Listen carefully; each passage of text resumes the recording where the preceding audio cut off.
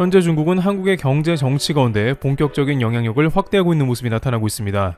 특히 최근 중국은 바이든 미국 정부와의 첫 대담에서 난타전에 가까운 거친 말을 주고받은 이후에 러시아와 중국의 공동전선을 형성하고 본격적으로 주변국을 포섭한다는 방침을 세운 것으로 보입니다. 실제 미국과 중국은 지난주 알래스카 담판에서 난타전을 벌인 뒤 이번 주에는 동시다발 제재와 세력 과시 행보로 치열한 기싸움을 벌이는 양상이 전개되었습니다. 미중은 지난주 고위급 회담에서 홍콩과 신장 인권 문제를 놓고 격론을 벌였는데 회담이 끝난 지 불과 며칠도 안 돼 미국은 중국의 인권 유린을 문제 삼아 서방 동맹국을 총동원하다시피 해 제재를 단행했습니다. 핵심 이익을 건들지 말라고 경고했던 중국도 즉각 강력히 반발하는 한편 북한 및 러시아에 이어 중동까지 보란듯이 밀착 행보에 나선 것입니다. 실제 시진핑 국가주석은 북한의 김정은 위원장과 부두로 친서를 주고받는 상황이 되었습니다. 그간 북한은 트럼프 대통령과 친분을 나타내면서 중국과는 적당하게 거리를 유지하는 모습을 보였는데 이제는 미국을 무시하면서 완전히 중국과 공고한 관계로 가는 모습을 보이고 있다는 게 관계자들의 말입니다. 미 국무부는 지난 2월에 북한에 연락을 했으나 아무런 답신을 받고 있지 못하며 무시당하는 상황이고 미국도 북한 제재는 지속하는 가운데 이제 중국은 북한과 러시아 여기에 중동까지 합세시킨다는 겁니다. 하지만 미국은 쿼드 연합 구축과 더불어 유럽까지 동원해서 중국의 인권 문제를 정면 조준하고 있습니다. 프랑스에서는 중국 대사를 조치하여 신장 위구르 인권 문제까지 대한 규탄까지 하며 갈등이 치솟았습니다. 오늘은 이러한 중국 유럽 갈등 때문에 코스피 지수가 3,000대로 밀리는 현상까지도 나타날 정도로 긴장이 심했습니다. 중국이 미국과 트럼프 정부 때에는 경제 부분에서 충돌했는데 이제 바이든 정부는 중국의 핵심을 파고들고 있기 때문에 중국도 이에 대해서는 처음부터 절대 밀리지 않는다는 강대강 국면으로 가면서 신냉전의 분위기가 나고 있습니다. 일각에서는 이런 식의 분위기라면 자칫 베이징 동계올림픽에 보이콧이 현실화될 수 있다고 전합니다.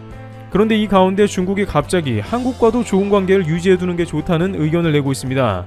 한국은 트럼프 정부 때 전략적인 모호성을 띠면서 미중 간의 쏠림없는 포지션을 유지하는 모습을 보여왔습니다. 물론 한국 내에 미군이 주둔하는 상태이기 때문에 근본적으로는 자유민주주의 진영에 포함되어 있지만 경제적인 관계에서는 중국의 영향력을 무시할 수 없어 대놓고 중국을 배제하는 모습은 보이기 어려웠습니다. 그러나 이제 미중 간의 싸움이 경제보다는 체제와 인권 등 핵심 문제로 충돌하는 양상을 빚으면서 한국은 다시 한번 새로운 선택의 갈림길에 놓이는 게 아닌가 하는 우려가 점점 현실화되고 있는 상황이 나오는 것입니다.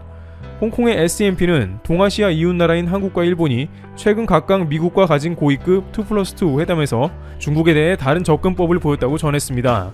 그러면서 일본은 강경한 입장이었으나 한국은 미중 간 힘의 대결 사이에 끼는 것을 피하려고 노력하며 좀 더 유화적인 입장을 보였다고 밝혔습니다.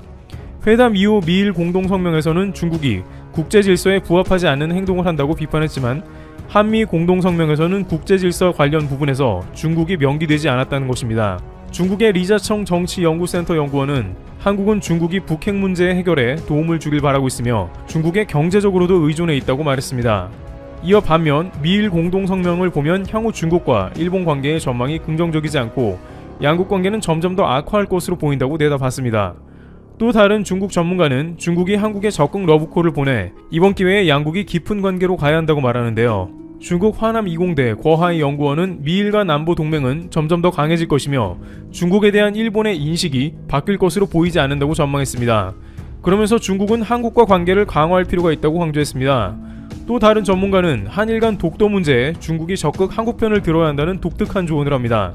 중국 푸단대 송루정 연구원은 중국이 한일 간 독도 문제를 적극 이용하면서도 경제적 수단을 활용해 한중 관계를 반드시 개선해야 한다는 취지의 발언을 했습니다. 그만큼 현재 중국은 한국이 필요하다는 뜻으로 풀이됩니다. 그러나 중국은 이렇게 말하면서도 애초에 한국에 계속해서 꾸준히 경고하는 모습을 보여왔는데요. 중국의 관영 언론 환구시보에는 한국이 미중 가운데 현명한 선택을 하길 바란다라며 은근히 경고했습니다. 만약 한국이 대놓고 미국 편에 선다면 지금 호주에 하듯 경제 보복이나 제2의 사드 사태를 일으킨다는 의미입니다. 하지만 반대로 놓고 보면 경제 부분을 제외하고 중국이 한국에 어떤 영향을 끼칠 것은 거의 없다는 의견입니다. 오히려 경제 부분은 한국이 중국에서 하루빨리 탈중국해 그러한 영향력을 최소화시키고 싶은 부분입니다. 게다가 한중 간에는 체제가 아예 맞지도 않습니다. 특히 최근 미얀마 사태 군부의 뒤를 중국이 바치고 있다는 의견이 다방면에서 제기되고 있는데 이는 애초에 자유민주 체제인 한국이 중국과는 상극이며 맞지 않는다는 의미가 되고 있는 것입니다. 중국에서 아무리 한국을 포섭하려고 한들 국민 정서가 이를 용납하지 않으며 교류에는 한계가 있는 것입니다. 물론 체제가 다르더라도 중국이 적당한 선에서 국가 간에 지킬 건 지키면 얘기는 다르겠으나 이미 너무 많은 부분에서 한국에 대해서도 적정한 선을 넘어버린 상황이 다방면에서 나오고 있습니다. 그리고 한국에서는 현재 중국 자본의 알레르기를 일으키며 중국을 탈피하자는 목소리가 여기저기서 나오는데요. 한국의 대중들이 가장 쉽게 접하는 드라마나 TV 프로그램에서도 이는 두드러지는 현상입니다. 현재 여신강림과 빈센조, 중국 브랜드 PPL 사태부터 조선 구마사, 역사 왜곡 논란까지 드라마 시장에 불어닥친 반중 정서가 심상치 않습니다. 시작은 TVN 드라마 여신강림이었는데요. 지난해 12월부터 올해 2월까지 방송한 여신강림은 극중 여고생들이 편의점에서 인스턴트 훠궈를 먹는 장면에서 중국 브랜드를 노출해 도마 위에 올랐습니다. 한창 인기리에 방영 중인 빈센조에서도 주인공 빈센조, 송중기가 중국 기업에서 만든 비빔밥을 건네받는 장면이 나와 논란이 됐습니다. 빈센조의 비빔밥 PPL의 경우 최근 중국이 김치와 한복 등 우리 음식과 문화를 자신들의 것이라고 주장하며 무리를 빚는 상황에서 연출된 장면이라 더 비판을 받았습니다. 해당 제품은 중국 브랜드가 내수용으로 만들었지만 청정원이 원료를 납품하는 것으로 알려졌습니다. 국내에서 우려 목소리가 커지자 중국 누리꾼은 비빔밥 자체에 대해 남는 재료를 활용한 음식에 발끈한다는 등 우리 음식을 깎아내리는 글을 올려 논란에 불을 붙였습니다. 이에 청정원은 합작이 아니라 단순 납품이라고 직접 해명에 나서기도 했습니다. 그런데 중국 브랜드 PPL 논란이 가라앉기도 전에 SBS TV 새 월화극 조선 구마사도 시청자의 매서운 눈을 피해가지 못했습니다. 지난 22일 첫 방송에서 월병 등 중국품 소품을 사용한 것이 문제가 됐습니다. 제작진은 충녕대군, 장동윤이 중국 국경까지 먼 거리를 이동해 서영 무당을 데려와야 했던 상황을 강조하기 위해 의주 근방이라는 장소를 정했다며 한양과 멀리 떨어진 변방에 있는 인물들의 위치를 설명하기 위한 설정이었다고 비교적 성실하게 설명했습니다. 그러나 반중 감정이 거세진 최근 환경에서 시청자들의 비판은 쉽게 수그러들지 않을 것으로 보입니다. 이미 청와대 국민청원, 방송통신심의위원회 민원 등이 지속해서 제기되는 상황이기도 합니다. 방송가에서는 제작비 조달을 위해 PPL 등은 어쩔 수 없는 부분이라는 반응이지만 반중 정서가 극대화한 상황에서 제작진이 좀 더 디테일에 신경 써야만 한다는 의견이 지배적입니다. 또한 게다가 중국산 굴삭기 김치 영상 등으로 인해서 한국에 납품되는 식료품에도 강한 의문이 드는 상황입니다. 서경덕 성신여대 교양교육대학 교수는 23일 최근 중국이 한국 전통문화를 자신들의 것이라고 연이어 주장하는 상황에서 시청자들은 민감하게 반응할 수밖에 없다며 시국이 시국이니만큼 제작진도 이러한 정서를 고려해야 한다고 말했습니다. 그는 그러면서도 물론 우리가 감정적으로만 대립해서는 해결이 되지 않는다. 댓글 전쟁보다는 객관적으로 상황을 인식하고 전통문화를 꾸준히 알리고 시정 요구를 할 것은 하는 등 차분한 대응을 해나가는 게 중요하다고 강조했습니다. 이와 같이 중국은 미중 갈등이 심화됨에 따라서 아군 만들기에 적극 돌입하는 모습이 나오고 있습니다. 특히 한국을 중국의 품으로 들어오게 하는 그러한 전략을 구사하는 것으로 보입니다. 그러나 한국은 역사상 가장 심하게 반중 정서가 고조되어 중국과 연합을 형성하는 것은 국민 감정상 불가능하여 앞으로 독자적인 외교 노선을 구축하여 미중 간의 피해를 최소화하는 방향을 찾아야 한다는 의견이 나옵니다. 헤르블튜브 여기서 마치겠습니다. 감사합니다. 뭐 콩고물 떨어질 거 남았을까봐 기다리고 있어. 대체 뭘 더 바래요? 그냥 좀 가라고. 페페TV. 여러분, 불매운동이 시작된 지도 어언 3개월째가 돼갑니다. 그럼 이 시점에서 한국의 일본 불매 해외 반응은 어떨까요? 오늘은 블룸버그 통신과 가디언지, 알자지라까지 털어보며 다른 나라들은 이 현상을 어떻게 보고 있는지에 대해 살펴보겠습니다. 그리고 미국이 무역 갈등을 포함한 한일 양국 갈등에 대해 적극적으로 관여하고 있다는 의미심장한 발언을 미 국무부 동아태 차관보가 외교부 청문회에서 밝혔다는 소식과 아베 신조 총리가 한국과의 경제전쟁 2라운드를 준비하고 있고 이에 따른 대한민국의 정부의 스탠스까지 따끈따끈한 소식으로 팩트 맛집 팩트 폭격기 페페TV에서 팩트 낱낱이 파헤쳐드리겠습니다. 당신이 구독해야 할 단 하나의 채널 Information Broadcasting 페페TV 팩트 체크. 한일 무역 갈등으로 인해 일본 제품에 대한 한국 소비자들의 불매운동이 거세지면서 외신도 한국의 노재팬 현상에 주목하고 있습니다. 영국 일간지 가디언은 한국에서 펼쳐지고 있는 반일 불매운동을 집중 조명했습니다. 가디언은 한국과 일본 정부 간 무역 및 정치적 분쟁으로 시작된 일본 제품에 대한 보이콧이 확산하면서 한국 내 일부 주유소나 정비소에서 일본산 차량에 기름을 넣어주지 않거나 수리를 거부하는 현상도 나타나고 있다고 전했습니다. 가디언은 또 한국에서 인기를 끌었던 일본 애니메이션 엉덩이 탐정 극장판이 개봉했으나 보이콧의 영향으로 고전을 면치 못하고 있다는 소식을 전했습니다. 한때 평점 만점의 높은 평가를 받았지만 이제 불매운동의 대상이 돼 온라인에서 평점 테러를 맞았고 영화 공급사도 국민 감정을 고려해 적극적 마케팅을 자제하고 있다고 보도했습니다. 중동의 대표적 방송사 알자지라도 수십 년간의 불신이라는 제목으로 한일 간 갈등을 소개하며 한국의 많은 편의점이 일본산 담배와 맥주, 다른 소비품들을 판매하지 않기 시작했다고 전했습니다. 또 한국 자영업자들의 자발적 보이콧을 소개했습니다. 이어 한국에 입점한 일본 의류 브랜드 유니클로의 매장 밖에서는 한국인들의 저항 시위가 열렸으며 일부 한국인들은 2020년 도쿄올림픽에 한국 정부가 참가하지 말자고 주장하기도 한다고 전했습니다. 일본의 공급업체들은 지금까지 정부의 의사결정에 영향을 미치지 않았다고 주장하면서 연석이 비즈니스에 어떤 영향을 미칠지에 대해 직접 언급하지는 않았습니다. 또 알자지라에서는 도쿄오카 대변인이 히데오 오하시는 우리는 한국 고객들과 좋은 관계를 유지하고 있다. 그러나 이것은 정치에 달려있다라는 발언을 했다고 전했습니다.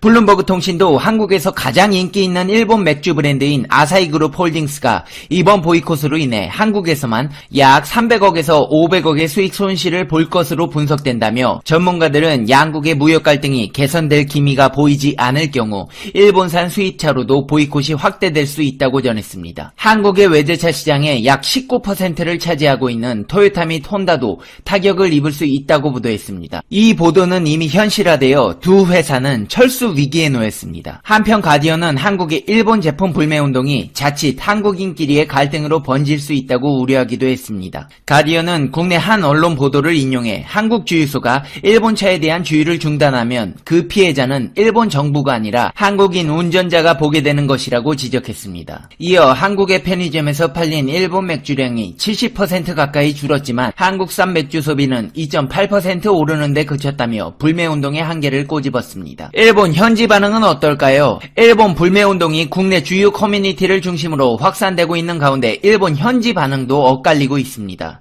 한국 제품에 대한 불매운동으로 맞서자는 의견이 있는가 하면 감정 싸움으로 번져서는 안 된다는 신중론도 나옵니다. 일본 현지인들은 한국의 일본 불매운동 확산 소식에 우리도 한국 제품을 구매하지 말자고 목소리를 높이며 맞서고 있습니다.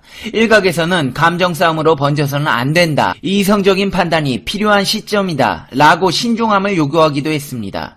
일부 과격한 일본인은 차라리 관계가 더 나빠져서 단교했으면 좋겠다. 제일 교포들을 밖으로 내보내라. 한국 어차피 약소국이라 일본 경제에 문제없다. 라며 격하게 반응했습니다. 그렇다면 한일 갈등에 미국 정부의 반응은 어떨까요? 무역 갈등을 포함한 한일 양국 갈등에 대해 미국은 적극적으로 관여하고 있다고 미 국무부 동아태 차관보가 밝혔습니다.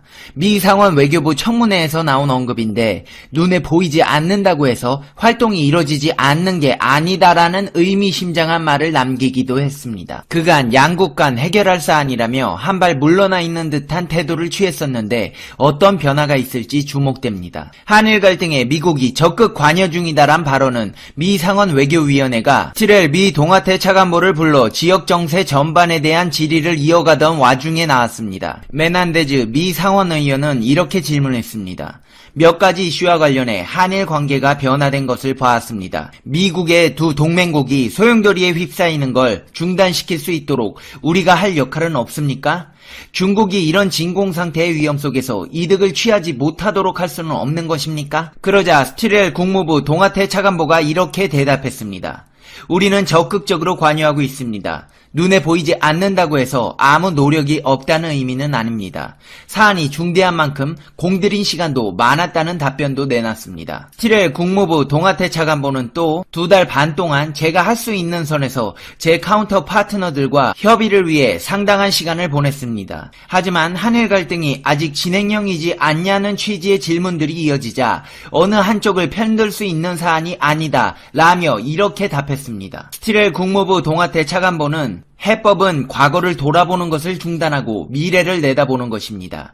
그리고 안보와 번영을 위해 서로 협력하는 것이 중요하다는 것을 이해시키는 것입니다. 오늘 청문회에선 또 북한이 핵무기를 추가 생산하고 있냐는 질문이 나왔는데 그렇게 추정한다고 답했습니다. 한일 갈등이 한미일 3개국 협력의 악화로 이어져 중국에만 득대는 거 아니냐는 취지의 질문이 이어졌지만 상원 의원들도 적극 관여 중이란 얘기 외에 결국 뾰족한 해답을 듣지 못했습니다. 하지만 미 상하원 이 사안을 공개 거론하는 횟수가 뚜렷하게 증가하고 있다는 점은 미 정계의 우려 역시 커지고 있다는 방증으로도 보입니다. 그렇다면 일본 정부의 아베 신조는 뭘 하고 있을까요?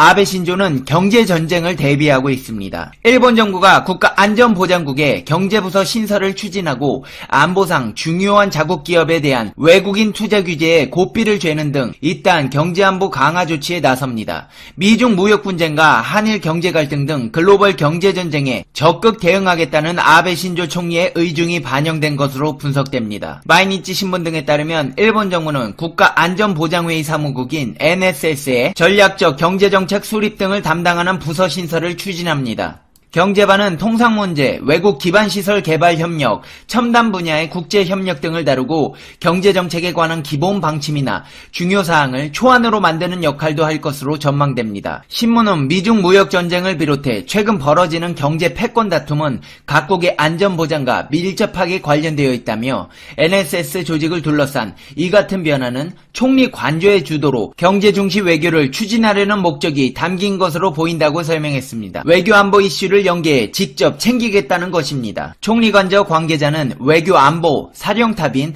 NSC가 경제정책에 대해서도 지도력을 발휘하는 체제가 중요한 것이 경제안보 중시 차원에서 실효성이 높다고 말했습니다. 요미우리 신문은 이와 관련해 한국에 대한 수출 규제 강화와 경제와 외교, 안전보장 분야를 연대한 대응이 필요한 경우가 늘고 있다고 설명했습니다. 안보상 중요한 일본 기업에 대한 외국 자본 투자 규제도 대폭 강화합니다.